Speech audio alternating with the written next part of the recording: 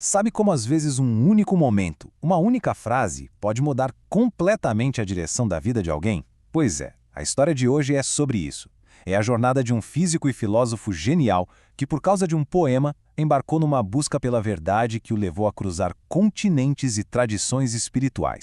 Imagina só, Wolfgang Smith, um jovem estudante na renomada Universidade Cornell, lê essas palavras de Rabindranath Tagore. E para ele, isso não foi só um poema bonito. Foi um estalo. Foi o começo de uma busca pelo que ele chamou de a única coisa necessária.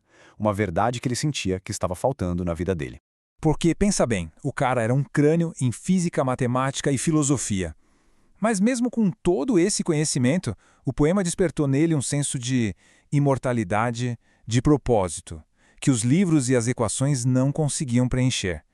Faltava alguma coisa, sabe? Algo fundamental. E essa inquietação o levou a olhar para um lugar totalmente diferente, o Oriente. Ele mergulhou de cabeça na Vedanta, uma das tradições filosóficas da Índia, e nos ensinamentos de mestres como Sri Ramakrishna e Swami Vivekananda. Ele começou a enxergar um mundo com o que ele mesmo chamou de olhos védicos. Ok, vamos entender essa diferença.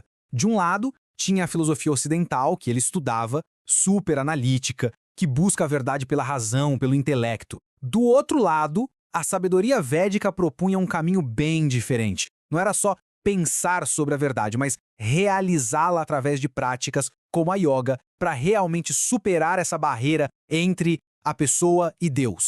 E aí vem um momento que é um verdadeiro divisor de águas. Smith, todo empolgado, vai compartilhar essas ideias com um de seus professores, um nome de peso na filosofia. E a resposta que ele ouve é basicamente: legal essa sua experiência aí, mas isso não é verdade. Só que, em vez de desanimá-lo, essa resposta só deu mais gás para ele seguir em frente. Para Smith, essa busca pela coisa única se tornou algo muito concreto. Ele se convenceu de que isso não era só uma teoria bonita, mas que existiam sim pessoas na Índia que tinham alcançado esse conhecimento supremo, esse saber que, uma vez atingido, ilumina todo o resto. E olha, essa busca não foi algo rápido, foi o projeto de uma vida inteira. Começou lá em Cornell com aquele poema, o levou a passar meses na Índia vivendo entre sábios hindus e décadas depois, já casado, culminou na publicação do seu trabalho final, amarrando todas as pontas dessa jornada. Mas a história não acaba com ele se tornando um guru na Índia, longe disso.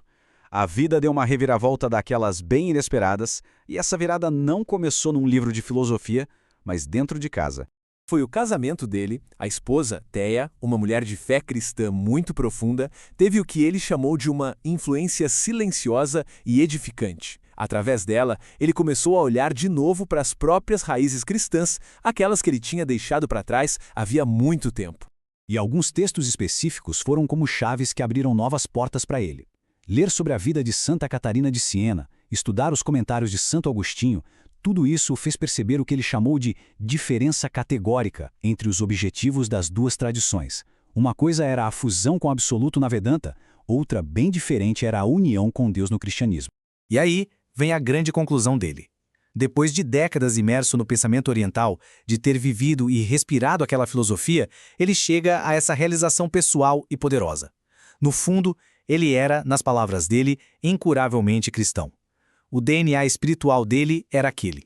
E essa percepção foi o que o levou ao argumento central de toda a sua obra. A jornada dele não era sobre dizer que um caminho era melhor que o outro, mas sim sobre conseguir enxergar os dois, lado a lado, com uma clareza que ele nunca tinha tido antes. Isso levou a se fazer a grande pergunta que guiou o resto do seu trabalho. Será que dá para entender a verdade do cristianismo usando as ferramentas e os conceitos da Vedanta? Será que uma tradição cabe dentro da outra? A resposta dele, depois de muita, mas muita reflexão, foi um não categórico. Ele concluiu que tentar encaixar o cristianismo no sistema vedântico, por mais sofisticado que esse sistema seja, simplesmente não funciona. A verdade de um não se traduz completamente nos termos do outro. Para explicar isso, ele usa uma metáfora muito boa. Ele diz que muita gente tende a ver o cristianismo como leite, uma versão mais simples, e a Vedanta como carne vermelha, a metafísica mais parruda. Mas para ele isso é um erro. Não é uma questão de ser mais simples ou mais complexo. A natureza das duas tradições é que é diferente. Vamos pegar um exemplo bem prático, o objetivo final. A salvação no cristianismo fala de um relacionamento eterno com um Deus pessoal. Já o Nirvana, na Vedanta, é sobre a extinção do eu individual e a fusão com o absoluto. São destinos completamente diferentes. Tentar dizer que é a mesma coisa é perder a essência dos dois. Então, onde é que está a diferença mais profunda? O ponto que realmente não tem como conciliar. Para Smith, a resposta está num conceito teológico que é o coração do cristianismo. E esse conceito é o Logos, a segunda pessoa da Trindade. Aquela ideia lá do Evangelho de João, de que o Verbo se fez carne. Para Smith, esse é o ponto onde os caminhos se separam de forma definitiva. O Logos, ou seja, a mediação de Cristo, abre a possibilidade de um tipo de relacionamento com Deus que o sistema vedântico nem sequer concebe. É essa mediação, para Smith, que torna a experiência cristã única. E é muito importante deixar isso claro. O objetivo do Smith nessa jornada toda não era provar que o cristianismo é melhor, de jeito nenhum. O objetivo era clareza. Era entender cada tradição nos seus próprios termos, sem misturar as coisas, sem criar confusão. E no fim, a jornada dele nos deixa com essa provocação, né? A gente aprende que talvez o verdadeiro entendimento não venha de tentar misturar tudo numa coisa só, mas de conseguir apreciar a beleza e a lógica única de cada caminho. O que a gente ganha quando respeita tanto o que une quanto o que separa de forma irreconciliável duas grandes tradições? Fica aí a reflexão. Pensem só em dois caminhos que levam ao topo de uma montanha. Um deles busca dissolver a pessoa que escala no próprio ar. Já o outro quer celebrar essa mesma pessoa lá no cume. Hoje, a gente vai explorar duas jornadas espirituais ao infinito que parecem ser totalmente opostas, mas que, quem sabe, podem ter um ponto de encontro bem surpreendente. Para começar, vamos com uma profecia bem ousada de um dos maiores teólogos do século XX. Ele previu que esse encontro do cristianismo com o pensamento védico seria tão revolucionário quanto foi o encontro com a filosofia grega, lá atrás, que foi o evento que basicamente moldou todo o nosso pensamento ocidental. É uma afirmação e tanto, né? O que nos leva a perguntar. E é exatamente essa a pergunta que vai nos guiar. Como é que tradições que parecem tão irreconciliáveis poderiam ter um diálogo tão profundo, tão transformador assim? Bom, para a gente desvendar isso, primeiro vamos ver os objetivos finais de cada uma e como elas enxergam a própria realidade. Depois a gente explora os caminhos práticos que cada tradição oferece e aí, no final, a gente vai descobrir um terreno comum surpreendente que talvez explique a profecia do Baltazar. A primeira diferença, e olha, talvez a mais chocante de todas entre as duas tradições, está na resposta para essa pergunta fundamental. Afinal de contas, qual é o objetivo final da jornada espiritual? O termo técnico para isso é eschaton. É basicamente o destino final, o grande objetivo. E é exatamente aqui que a divergência não podia ser maior. O contraste aqui é brutal. De um lado, a tradição védica aponta para a extinção nirvana. A palavra nirvana, sabe, significa literalmente apagar, como a chama de uma vela. O eu individual simplesmente deixa de existir. Do outro lado, o cristianismo busca a salvação, ou seja, a perfeição e a imortalidade da pessoa. Um busca o desaparecimento, o outro, a vida eterna. E essas metáforas são perfeitas para a gente entender a diferença. A tradição védica vê o fim como uma gota de orvalho que escorrega e se dissolve no oceano. Ela perde sua identidade, para se tornar uma coisa só com o todo. Já o cristianismo vê como uma festa de casamento.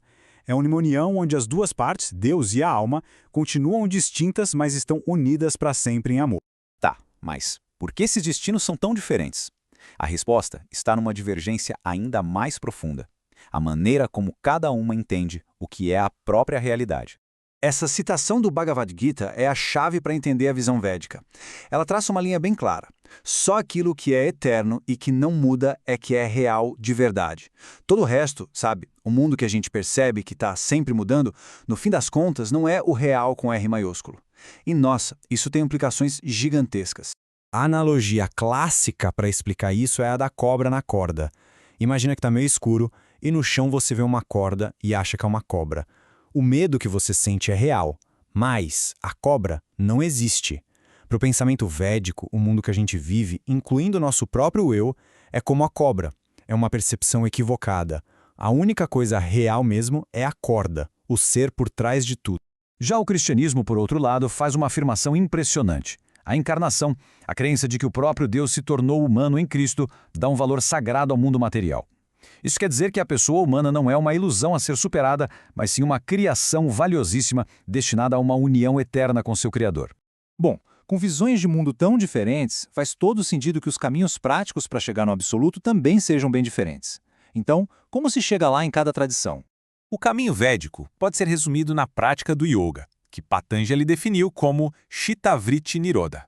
Calma, o nome é complicado, mas a ideia é simples. Significa parar as ondas da mente. Sabe aquele fluxo sem fim de pensamentos, emoções, preocupações? O objetivo é silenciar tudo isso. É um caminho de esvaziamento, de aquietar tudo por dentro. E na sua essência, esse caminho é um ato de sacrifício. O praticante, o sadhu, é ao mesmo tempo o sacerdote e a oferenda. O que ele sacrifica? O próprio eu. Esse eu é colocado no altar da meditação para que se possa alcançar a libertação final. E aqui a dinâmica se inverte completamente. O caminho cristão também gira em torno de um sacrifício. Só que a vítima não é a pessoa que busca a salvação. É o próprio Deus encarnado, Cristo que se oferece na cruz. E o objetivo não é a extinção do eu, mas sim a sua salvação, que se torna possível por causa desse sacrifício divino. Depois de ver todas essas diferenças gigantescas, a gente poderia pensar que não tem como existir diálogo, né? Mas é aqui que a história fica realmente interessante. Vamos explorar um terreno comum que está meio escondido, um parentesco profundo. Esse parentesco não está na superfície na teologia mais popular. Ele aparece quando a gente olha para as tradições místicas do cristianismo, para aquelas pessoas que buscaram uma experiência direta, pessoal com Deus. Escuta só essa frase de Santo Agostinho. Ele diz que só o que permanece imutavelmente é real de verdade. Peraí, isso não soa familiar? É quase a mesma frase do Bhagavad Gita que a gente viu antes. Aqui temos um dos pilares do pensamento ocidental soando como um sábio védico. É incrível. E tem mais. Olha o que diz Meister Eckhart, um outro místico cristão. Ele fala que a menor coisinha que fica grudada na alma já impede a gente de ver Deus. Essa ideia de desapego absoluto ressoa diretamente com o princípio do yoga, o Chittavriti Nirodha, a necessidade de aquietar completamente as ondas da mente. O que esses mestres cristãos estão descrevendo é uma gnose. Não é um conhecimento de livro, teórico. É um saber que vem da experiência, um ver a realidade de forma direta, que vai além do pensamento comum. É uma percepção que soa muito, mas muito parecida com aquela que os videntes da Índia buscavam. Com essas semelhanças místicas em mente, a gente pode finalmente voltar lá para o começo, para a profecia do Baltazar. E, de repente, ela começa a fazer um sentido profundo. Talvez o objetivo desse encontro não seja uma disputa para ver quem está certo. Talvez seja uma questão de complementariedade. As duas tradições podem iluminar uma a outra. A sabedoria védica pode ajudar a despertar as profundezas místicas que às vezes ficam esquecidas no próprio cristianismo, enquanto o cristianismo oferece uma perspectiva sobre o valor sagrado da pessoa e do mundo criado. E assim, a gente termina onde começou, com uma profecia. Se o encontro dessas duas visões de mundo, uma de extinção no infinito, outra de união com ele, está apenas começando, o que isso poderia significar para o futuro da espiritualidade humana? A resposta? Bom, a resposta ainda está sendo escrita. A história de hoje é daquelas que realmente nos fazem pensar. Vamos mergulhar na jornada extraordinária de um homem que percorreu dois caminhos espirituais que parecem totalmente opostos. Uma jornada que o levou do coração de um mosteiro cristão direto para as cavernas de uma montanha sagrada na Índia. E a grande pergunta que essa história nos joga é justamente essa. Será que um monge cristão super devoto pode se tornar um santo hindu? E isso nos força a questionar os próprios limites da fé, da identidade. É possível, sabe, conciliar duas visões de mundo tão diferentes numa só vida? Para a gente entender a mente desse homem, nada melhor do que as próprias palavras dele. Desde o comecinho, Henri Lessou já mostrava que não era uma pessoa de meios termos. Essa frase que ele escreveu logo que virou monge já entrega tudo. Um cara intenso que buscava o absoluto. E foi essa busca que definiu a vida inteira dele. Mas essa busca por extremos, olha só, não o manteve preso só dentro dos muros do mosteiro. Vamos dar uma olhada no começo da vida dele e entender de onde veio essa atração misteriosa que ele sentia pela Índia. Olhando de fora, o caminho do Lessals parecia totalmente previsível. Nascido na França, ele abraçou a vida de devoção, virou monge beneditino com só 19 anos. Tudo indicava que ele ia passar o resto da vida ali, em oração, dentro da tradição cristã. Um caminho bem traçado. Só que, por baixo dos panos, enquanto ele vivia essa vida de monge, outra coisa crescia dentro dele. Não era uma curiosidade qualquer, era um desejo profundo, persistente. Por quase 15 anos, ele guardou em segredo essa vontade de ir para a Índia, uma vocação que parecia ir contra tudo que ele representava. E a motivação por trás disso é o ponto-chave. Não vinha de um lugar de alegria, mas sim de uma sensação de vazio, de insatisfação profunda. Para um homem que buscava os extremos, a rotina do mosteiro, por mais devota que fosse, parecia não ser o suficiente. A Índia, para ele, era a promessa de uma experiência mais direta, mais radical do divino. E então, depois de anos de espera e conflito interno, ele finalmente foi. A história agora segue o Lessou deixando para trás o mundo que ele conhecia e embarcando nessa viagem para o Oriente. Essa linha do tempo aqui resume bem o primeiro grande capítulo da vida dele. Décadas como monge na França. Até que, finalmente, em 1948, chega um momento que mudaria absolutamente tudo. A chegada dele na Índia. Dá para imaginar a intensidade desse momento? Pensa só, 15 anos guardando um desejo secreto e finalmente ele estava se realizando. As palavras dele mostram não só alívio, mas a sensação de que a verdadeira vida dele estava prestes a começar. Mas chegar na Índia era só o começo da história. O que veio a seguir foi um encontro que, segundo a fonte, selou o destino dele e deu o pontapé inicial para a transformação mais radical de todas.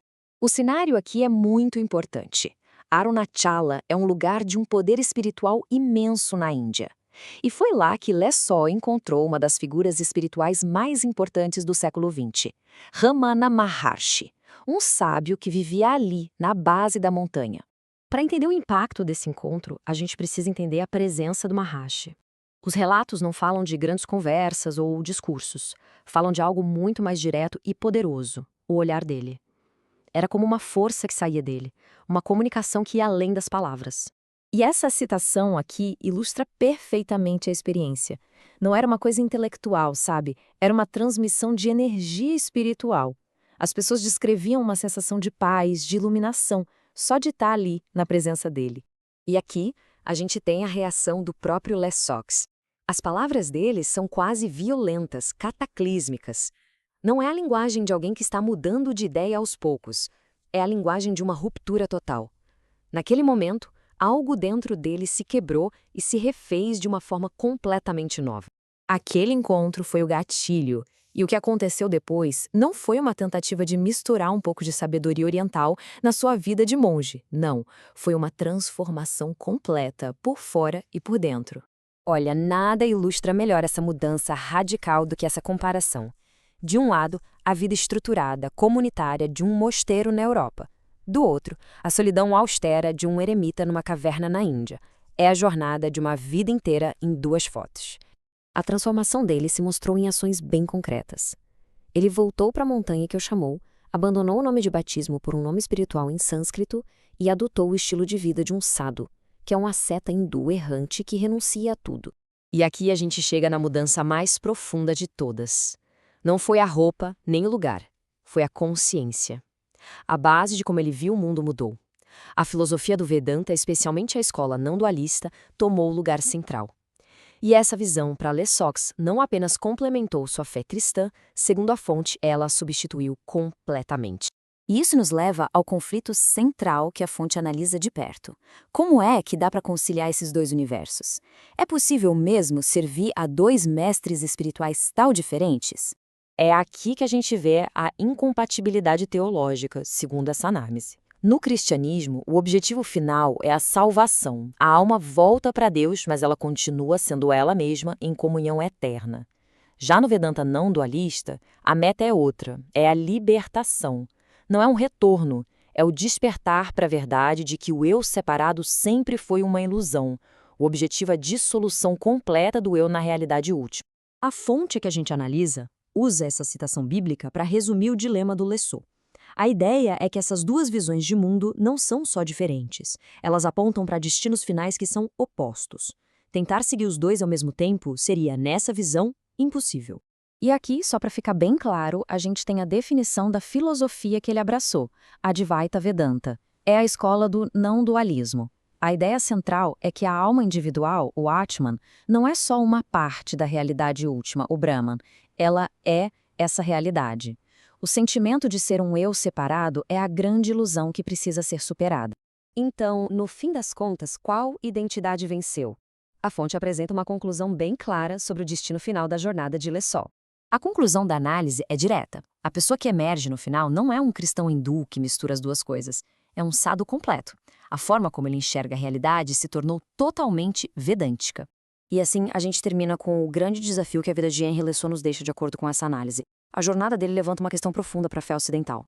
Diante de uma experiência direta, avassaladora do absoluto, como a que ele encontrou no Vedanta, será que a identidade religiosa tradicional consegue sobreviver ou ela está destinada a se dissolver? É uma pergunta que vai muito além da história de um único homem. Sabe aquela ideia que a gente ouve bastante, de que todas as grandes religiões são como caminhos diferentes subindo a mesma montanha? Que no final todo mundo chega no mesmo topo? É uma imagem bonita, né? Mas será que é bem assim? Pois é, essa é a grande questão que a gente vai explorar aqui. A ideia de que existe uma unidade por trás de todas as fés é muito forte. Mas e se os destinos, os topos dessas montanhas, forem na verdade lugares completamente diferentes? Para analisar isso, vamos nos basear num texto que desafia essa analogia da montanha de frente. O argumento central é que quando a gente compara o cristianismo e o Vedanta, não estamos olhando para rotas alternativas para o mesmo ponto de chegada. Estamos falando de jornadas com destinos totalmente distintos. Ok, então vamos começar pelo primeiro ponto de divergência que a fonte aponta. E ele está na própria forma como o divino se manifesta, como ele aparece no mundo. De um lado, no cristianismo, a gente tem o conceito de encarnação. A ideia aqui é única e bem radical. Não se trata de Deus aparecendo como um humano, tipo um disfarce. É Deus se tornando verdadeiramente humano, unindo para sempre a natureza divina e a natureza humana em uma só pessoa. Já no Vedanta, o conceito que a gente encontra é o de avatara. É a ideia da descida de uma divindade, como Sri Krishna, que se manifesta em uma forma física aqui na Terra. É uma aparição do divino entre nós. E aqui está o pulo do gato, a distinção fundamental que o autor faz. Ele argumenta que, por mais que pareçam semelhantes, um avatara não é a mesma coisa que o verbo que se fez carne. A fonte afirma que essa ideia específica da encarnação, como descrita no cristianismo, é totalmente estranha ao pensamento védico. E essa divergência vai ficando mais profunda. Ela não para por aí, na manifestação divina. Ela se estende para a própria estrutura do tempo e do universo. Na visão de mundo judaico-cristã, segundo a fonte, o tempo é como uma flecha. Ele tem um ponto de partida claro, a criação, ele voa numa direção com um propósito e ele vai chegar a um alvo, um fim definitivo. Em total contraste, a cosmologia védica é apresentada como uma roda. É fundamentalmente cíclica. Não existe um começo absoluto ou um fim definitivo, mas sim uma dança eterna de ciclos cósmicos, que se criam e se dissolvem infinitamente. Essa imagem ilustra bem o modelo linear. A gente tem um ponto de partida, um evento central que dá sentido a tudo e uma conclusão para a qual toda a história caminha. É um universo com um enredo, com um destino. E isso importa porque cria uma percepção de que a história avança com um propósito, dando um senso de urgência e de significado para as ações dentro dessa narrativa. Já aqui, a figura muda completamente. Não é uma linha, é um círculo. Ou melhor, uma espiral sem fim. É uma realidade que se repete eternamente sem um clímax final para a história do cosmos. A implicação disso é profunda, o foco muda da urgência de um fim único para a busca de harmonia com os ritmos eternos. Isso leva a um certo desapego dos dramas de um único ciclo de vida. Com visões tão diferentes da realidade, faz todo sentido que o diagnóstico do problema humano também seja bem distinto. Afinal, o que há de errado com a gente? Na tradição cristã, o problema é definido como pecado. E a fonte descreve isso não apenas como um erro, mas como uma condição, uma fratura fundamental na relação da humanidade com Deus, que vem desde a queda e afeta a todos nós. O pensamento védico, por outro lado, aborda o problema pelo conceito de karma. Karma é, em essência, a lei de causa e efeito moral. Nossas ações, boas ou más, geram consequências que nos mantêm presos ao ciclo de renascimento. Então, um ponto crucial aqui é: o autor defende que esses dois termos não são intercambiáveis. Pecado e karma não são a mesma coisa. A ideia de pecado como uma ofensa a um Deus pessoal, e especialmente a ideia de perdão dos pecados, simplesmente não encontram um equivalente direto na estrutura do karma. São diagnósticos para doenças diferentes. Ok. Essas diferenças na manifestação divina, na visão do tempo e no problema humano, tudo isso nos leva ao que talvez seja o argumento mais forte do autor, uma grande inversão no objetivo final de cada caminho. Essa citação da fonte resume tudo de uma forma muito poderosa. Ela apresenta a diferença mais profunda. Numa visão, o caminho é se afastar do que é humano para alcançar o divino. Na outra, o movimento é o contrário. É o divino que se aproxima e assume o humano para realizar a união. É uma inversão total. E as implicações disso são enormes. O objetivo espiritual no caminho védico, como descrito aqui, envolve transcender e, no fim, dissolver a identidade individual para se fundir com o absoluto. Já o objetivo cristão é uma união onde a pessoa não é aniquilada, mas aperfeiçoada, mantendo a sua natureza humana em comunhão com Deus. Então, no final desta análise, a gente não tem dois caminhos levando para o mesmo cume da montanha. O que a gente tem são dois caminhos que levam a cumes completamente diferentes. E este quadro ajuda a gente a resumir as principais distinções que a fonte apresenta, desde como Deus interage com o mundo, passando pela natureza do tempo, o diagnóstico do problema humano, até o objetivo final da jornada. Em cada um desses pontos, segundo o autor, a gente encontra uma divergência que é fundamental. E a conclusão final do argumento é esta: o destino do eu, da pessoa individual, é a grande linha que divide as duas visões. Na perspectiva apresentada somente na soteriologia cristã, a identidade humana individual é preservada e glorificada na eternidade. Isso tudo nos deixa com uma pergunta para refletir. Se os caminhos não levam ao mesmo lugar, mas há destinos que são moldados pelas próprias premissas de cada caminho, então a escolha de uma visão de mundo se torna a escolha de um destino final. O que isso significa para a busca espiritual de cada um? Fica a reflexão. Sabe aquela ideia de que todas as religiões levam ao mesmo Deus? É uma frase que a gente ouve bastante e que soa bem, né? Mas será que ela se sustenta quando a gente olha mais de perto? Vamos mergulhar nessa questão explorando um debate fascinante entre duas tradições gigantescas, o Vedanta e o cristianismo. Pois é, a imagem é famosa, né? A de uma montanha com vários caminhos diferentes, mas que todos chegam no mesmo cume. Só que, o que acontece se a gente for olhar o mapa de cada um desses caminhos bem de perto? Será que as doutrinas, as crenças centrais de cada fé, apontam mesmo para um mesmo destino? Então, essa crença toda tem até um nome: filosofia perene. A tese é basicamente a seguinte: se a gente for tirando as camadas, sabe, os rituais, as histórias específicas de cada religião, o que sobraria lá no fundo seria uma única verdade mística e universal, um núcleo que seria comum a todas elas. Ok, para a gente testar se essa ideia de unidade realmente funciona, vamos pegar um dos seus maiores defensores, um dos mais articulados, e ver como é que ele tentou construir essa ponte entre mundos tão diferentes. E essa figura-chave é o pensador Fritjof Schuon. A grande proposta dele era que daria para, traduzir os conceitos de uma religião para os termos da outra. E ao fazer isso, ele queria mostrar que, no fundo, elas estavam falando a mesma coisa. E para fazer essa tradução específica entre o cristianismo e o Vedanta, o Schuon usou como base uma ideia, um conceito que é, assim, o coração do pensamento védico. E esse conceito é justamente este aqui, a dicotomia Atma-Maya. É como se essa fosse a lente, os óculos que a gente vai usar para fazer toda essa comparação. Mas, afinal, o que significa Atma-Maya? Pensa assim, é a grande divisão da realidade em duas partes. De um lado, a gente tem o Atma, que é o real com a R maiúsculo, sabe? O ser absoluto, a verdade última por trás de tudo. E do outro lado, a gente tem a Maya, que é um mundo que a gente vê, que a gente toca, o mundo das aparências, da ilusão. E é aqui que vem a grande sacada do Schuon. Ele olhou para a encarnação cristã, aquela ideia central de que Deus se fez humano, e tentou traduzir isso para esse sistema. O resultado foi essa frase: Atma, o real, se tornou Maya, o ilusório, para que Maya pudesse realizar Atma. Olha, à primeira vista parece uma analogia genial, né? Encaixa direitinho. Só que essa tradução não foi unanimidade. E é aí que a nossa história ganha um novo personagem, o filósofo Wolfgang Smith. Ele olhou para essa fórmula e disse, peraí, tem um erro fundamental nessa lógica. Para rebater, o Smith vai direto na fonte, lá no Evangelho de João. E a chave está na escolha das palavras. A luz resplandece nas trevas. Preste atenção nesse detalhe. O texto não diz que a luz se tornou as trevas.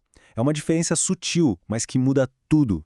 E aqui está o pulo do gato da crítica do Smith. Ele diz que a fórmula do Schuon, na verdade, é uma inversão completa da teologia cristã. Porque para essa teologia, o divino não vira ilusão.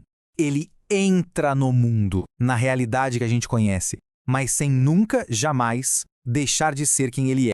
E essas diferenças ficam gritantes quando a gente coloca os conceitos lado a lado para comparar. De um lado, a encarnação cristã é um evento histórico, único, que nunca mais vai se repetir. Cristo é visto como verdadeiro Deus e verdadeiro homem, as duas coisas ao mesmo tempo. Já no Vedanta, um avatar é uma de várias aparições divinas. E a forma humana que ele assume é, no fim das contas, parte de Maya, parte do mundo da ilusão. Então, a conclusão do Smith é bem direta, sem rodeios. Simplesmente não dá para dizer que é a mesma coisa. Tentar forçar uma equivalência entre encarnação e avatara é, na visão dele, apagar justamente as diferenças que fazem cada tradição ser o que ela é.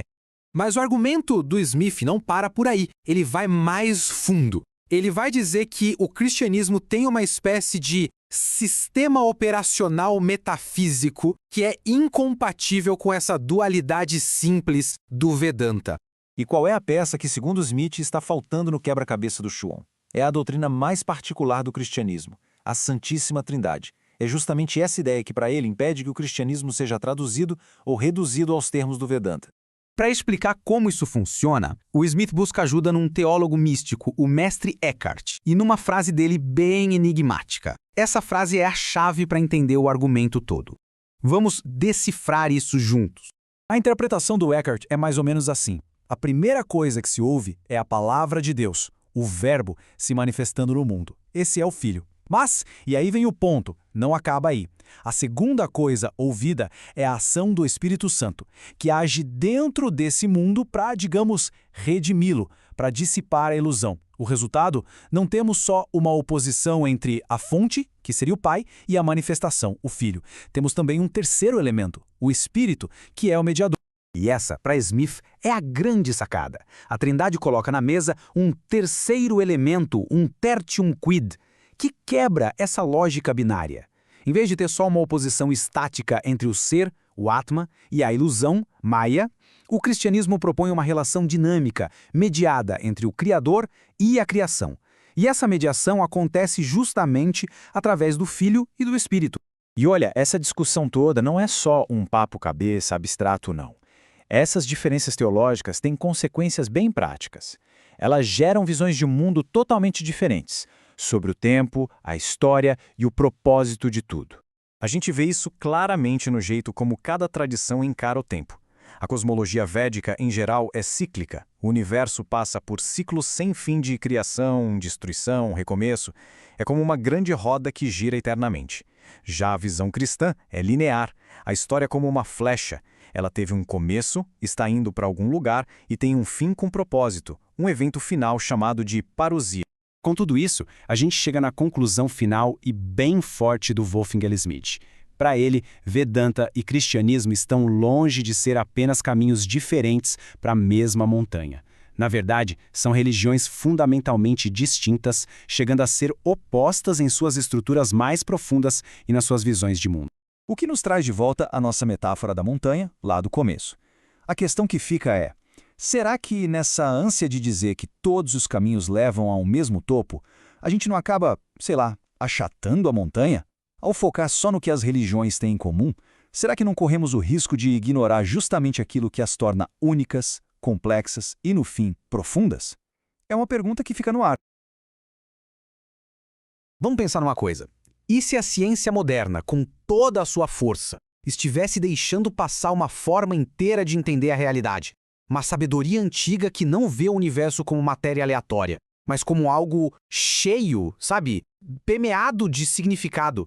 E se tudo estivesse ligado para uma espécie de palavra ou razão divina? É essa a questão que a gente vai explorar hoje. Bom, o nosso roteiro de hoje vai ser uma viagem. A gente vai começar lá nas origens dessa ideia, vai passar pelo declínio dela na era do Iluminismo e chegar até uma redescoberta surpreendente no século XX. É uma jornada, entanto, pelo pensamento. Então, para começar, vamos direto ao ponto. O que é que significa ter uma visão de mundo logocêntrica? Basicamente, é isso aqui. A ideia de que na base de tudo não está a matéria, mas sim uma inteligência divina, o tal do Logos. Nessa visão, a realidade não é um acidente cósmico, mas uma expressão com intenção dessa razão maior. E olha, essa ideia não é nem um pouco nova. Na verdade, ela é a pedra fundamental do pensamento cristão, super famosa por aquela abertura do Evangelho de São João. No princípio, era o Verbo. Essa frase é a base para tudo que a gente vai ver a seguir. Agora, vamos ver como essa ideia foi se desenvolvendo. Como é que os primeiros grandes pensadores do cristianismo, os chamados padres da igreja, entenderam e aplicaram esse conceito no dia a dia deles. Santo Agostinho, por exemplo, ele mergulhou nessa ideia com uma profundidade que, de primeira, até parece um paradoxo. Mas ele nos dá uma chave para entender a própria natureza da existência. E aqui está o tal paradoxo de Agostinho. As coisas criadas, elas existem, claro, porque vêm de Deus, do Logos, mas, ao mesmo tempo, elas não existem do mesmo jeito que Deus existe. É como se a existência delas fosse emprestada, sabe? Derivada da fonte. Elas participam da realidade, mas elas não são a realidade última. A consequência disso é simplesmente fascinante. Se tudo vem do Logos, então o mundo físico inteiro se torna um grande símbolo. Como disse um outro pensador, Hugo de São Vítor, o mundo que a gente vê existe para apontar para uma sabedoria que a gente não vê, a sabedoria de Deus. Essa visão de mundo, simbólica e toda integrada, dominou o pensamento por séculos. Mas tudo mudou. Mudou com o Iluminismo e com a ascensão da ciência moderna. E isso nos leva direto para a grande divisão moderna. De um lado ficou a ciência, lidando com os fatos, com o que é, com aquilo que a gente pode medir. Do outro lado, a religião, lidando com valores, com o que deveria ser. E essa separação tornou aquela visão logocêntrica antiga quase incompreensível. Mas a história, claro, não termina aí. Lá no século XX, um pensador ousou desafiar essa divisão e foi em busca dessa sabedoria que parecia perdida.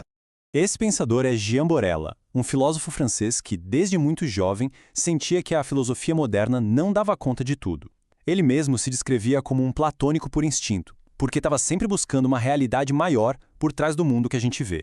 O grande ponto de virada para Borella aconteceu quando ele tinha 20 anos. Em 1950, o Papa proclamou o dogma da Assunção de Maria e os colegas filósofos dele riram, acharam aquilo anticientífico. Mas para Borella, foi justamente essa zombaria que provocou uma percepção, uma intuição que mudou tudo para ele.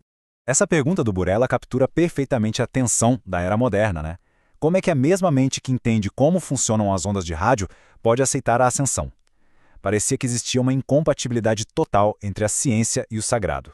A resposta de Borella não foi escolher um lado, foi transcender essa divisão. E aquela intuição que ele teve se tornou o coração de todo o trabalho filosófico dele. A solução dele foi genial. Ele percebeu que a realidade não pode ser fatiada. Eventos como a Assunção não são só fatos históricos para a gente provar ou refutar. Eles são símbolos que unem o físico e o metafísico, o visível e o invisível. É tudo uma coisa só. E isso exige um jeito diferente de conhecer, que não é o da ciência. Não se trata de analisar as partes para entender o todo. É o contrário. É perceber o todo de uma vez. É uma intuição, uma percepção que o Borella conecta àquela ideia do olho único mencionada por Cristo. Certo, mas e aí? Quais são as implicações disso tudo? O que é que realmente muda se a gente adota uma visão de mundo como essa? Isso nos traz de volta aquela imagem poética, a da luz que brilha nas trevas. Se o Logos é essa luz, o que isso realmente nos diz sobre a natureza da verdade e da própria realidade? E aqui a gente chega na ideia talvez mais radical de todas. A verdade não é só algo que a gente diz sobre o mundo. A verdade é uma qualidade das próprias coisas. Uma árvore, uma montanha, elas são verdadeiras na medida em que participam daquele Logos que as criou. E a gente termina com esta frase, que é quase um enigma. Ela deixa uma pergunta no ar, não é? Será que a capacidade de ver essa realidade mais profunda não é algo que se aprende, mas algo que a gente já precisa ter dentro de si para conseguir enxergar? Fica aí uma ideia para se refletir. Olha só que interessante a nossa análise de hoje. A gente vai olhar para um santo cristão do século XX, o Padre Pio, mas por um ângulo completamente diferente, o da antiga sabedoria oriental. É uma forma de conectar dois mundos espirituais que, à primeira vista, parecem muito distantes. E a história toda começa com uma experiência pessoal, a do autor Wolfgang Smith. Ele conta pra gente sobre a viagem que fez a San Giovanni Rotondo, na Itália, para conhecer o homem que o mundo viria a conhecer como São Pio de Pietrelcina. Para a gente entender essa conexão toda, o nosso caminho vai ser o seguinte. Primeiro, vamos ver como foi esse encontro que deu o pontapé inicial em tudo. Depois, vamos analisar as marcas do milagre na vida dele. Isso vai nos levar a uma pergunta bem profunda sobre identidade. E daí vamos comparar dois caminhos para a não-dualidade, para no final descobrirmos a peça-chave que conecta tudo, a fé. Então, vamos lá, começando por esse encontro. As primeiras impressões do autor foram imediatas, e o mais curioso é que elas foram vistas através de um conhecimento que ele já tinha da tradição védica. E para a gente entender o que aconteceu, tem uma palavra essencial aqui: samadhi. É um termo védico, sabe? Ele descreve um estado de consciência que vai além do nosso mundo físico, comum. É uma transcendência total. E o Smith já tinha visto estados assim antes, na Índia. E foi isso, exatamente isso que passou pela cabeça dele no instante em que ele viu o Padre Pio. Não foi algo pensado, analisado, foi um reconhecimento espontâneo, um susto quase. Meu Deus, ele está em Samadhi. E essa primeira impressão, esse choque inicial, só se aprofundou. Ele passou 3 dias ali e descreve a experiência como algo que ele nunca mais esqueceu. A sensação era de estar na presença de um homem perfeito. Alguém cuja presença era quase palpável, transformadora. Certo. Agora vamos sair um pouco da experiência pessoal do autor para olhar para os sinais mais objetivos, sabe? Coisas que foram documentadas e testemunhadas por muita gente ao longo da vida do Padre Pio. O sinal mais famoso, claro, eram os estigmas. As 5 chagas de Cristo, que simplesmente apareceram no corpo dele numa sexta-feira e ficaram ali por exatos 50 anos. E o mais incrível de tudo, as feridas sumiram, cicatrizaram completamente e 2 dias depois, ele faleceu. Como se a missão dele na Terra tivesse mesmo chegado ao fim. Mas não eram só os estigmas, não. Os relatos de milagres são inúmeros. A gente está falando de profecias, curas inexplicáveis, bilocação, que é essa capacidade de estar em 2 lugares ao mesmo tempo, e um conhecimento misterioso dos pecados que as pessoas nem tinham confessado ainda. E essa historinha aqui é ótima para ilustrar esse último ponto. Um homem, no caminho para se confessar, pegou umas uvas no vinhedo de alguém, comeu e foi para o confessionário. Depois que ele confessou tudo o que lembrava, o Padre Pio olhou para ele e perguntou: "E aquelas uvas?" Imagina o susto. É uma percepção que vai muito além do normal. Bom, com tantos milagres, uma presença tão forte, é natural que surja uma pergunta teológica bem profunda sobre a identidade do que as pessoas estavam de fato vendo ali. E a pergunta é exatamente esta: quando se ora para um santo cristão nesse nível de plenitude, quem está ali? É o santo, a pessoa do Padre Pio, ou é o próprio Cristo agindo através dele? A resposta do autor para essa pergunta é muito direta e, ao mesmo tempo, muito poderosa. O santo vê e sabe de tudo isso porque ele vive em Cristo. A conclusão é que Cristo vive nele, é simples assim. E é exatamente aqui que a análise faz uma ponte genial entre o Oriente e o Ocidente, comparando essa experiência cristã com a busca védica pela tal da não-dualidade. Para a gente seguir, tem outro termo importante, Advaita. Significa literalmente não dois, ou não dualidade. É um estado de união total com a realidade suprema. E o que o autor argumenta é que tanto o sábio védico quanto o santo cristão alcançam, cada um à sua maneira, uma forma de Advaita. Agora, a diferença é o que é realmente interessante aqui. No caminho védico, com o sábio como Ramana Maharshi, a experiência é da majestade do Atma, o Deus que nenhum homem viu. É uma união com o divino invisível. Já no caso do Padre Pio, a experiência é um vislumbre de Cristo se manifestando, se tornando quase visível no próprio santo. Percebe a diferença? Então, se um caminho leva ao divino invisível e o outro ao divino que se manifesta, o que permite essa comunhão com Cristo nos santos? Isso nos leva ao nosso último ponto, que é o mais importante de todos. A resposta, de acordo com o autor, é surpreendentemente simples. O requisito inescapável, essencial, é a fé. É a fé que abre a porta para essa forma específica de comunhão. E as consequências disso são gigantescas. De acordo com o autor, significa que o Padre Pio não está menos próximo hoje do que quando estava vivo. A comunhão com ele seria possível aqui e agora, bastando pedir. A fé, nesse caso, transcende o tempo e o espaço e se torna a base da comunhão cristã. O que nos deixa com uma pergunta final para reflexão, que na verdade resume toda essa análise. Se a fé é a chave para um tipo tão particular de experiência espiritual, qual é, então, o verdadeiro papel da fé na nossa própria percepção da realidade?